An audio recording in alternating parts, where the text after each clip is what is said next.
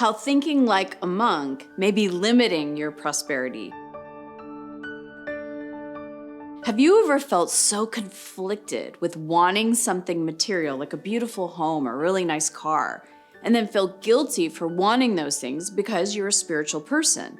Well, before you start to think like a monk, think like a divine creator. If you want to live like a monk, then think like one.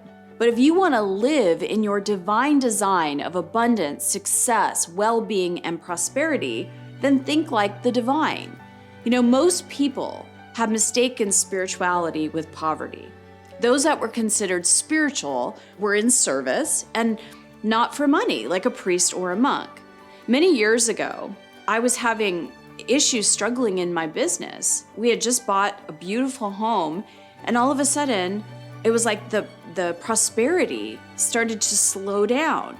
And I contacted Marie Diamond, who's a dear friend of mine, who's also in the movie The Secret, and she works with the feng shui in people's homes. And my house that we bought and lived in, she said, was a monk house. And in a monk house, you have just enough. When you think about it, a monk has his bowl of rice. A monk doesn't even sleep on a comfy bed with a comfy comforter and a nice pillow.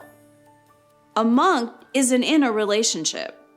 A monk does not have investment accounts or drives really nice cars.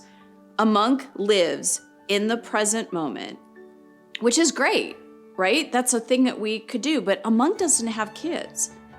Have you tried to raise a family and pay for their soccer and their schooling and all of these things? Well, monks don't have to worry about that, so it's much easier for a monk to be in the present moment. But our minds naturally focus from past to present and future. Our minds naturally do that. But living like a monk and thinking like a monk is of monk times. It even says, the Buddhists say, that desires are the root of suffering. Desires are life-giving. If you don't believe you can attain your desire, well then yeah, that's suffering. But the act of moving in the direction of your desire is creative, it's joyful. It's the parts of us that are pinned to the pain points or limitations that tell us, that split us and say, well, you can't have that. Who are you to have that? I don't know how to get that. And deny your desires, that's what creates suffering.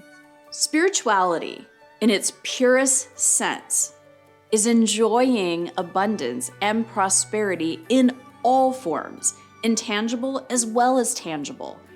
Our desires are not evil or wrong. They arise as catalysts for our evolution and to guide us to become the highest versions of ourselves.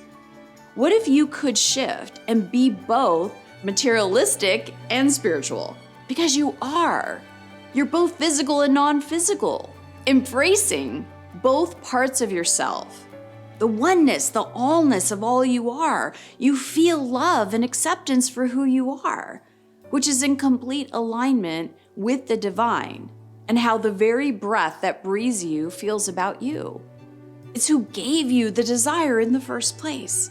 When we deny the desires, we deny the divine. So give yourself permission to feel the energy of your desires. Welcome in this pulsation. Allow it to live and move within you. Desires are life-giving, and when allowed to exist unobstructed, will lead you in the direction of your most joyful self-expression. Remember, you are here to thrive and to feel good.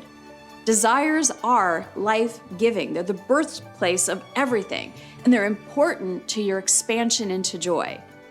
To learn how to manifest your desires by a success formula that was downloaded from the Council of Light, pick up your copy of The Desire Factor today.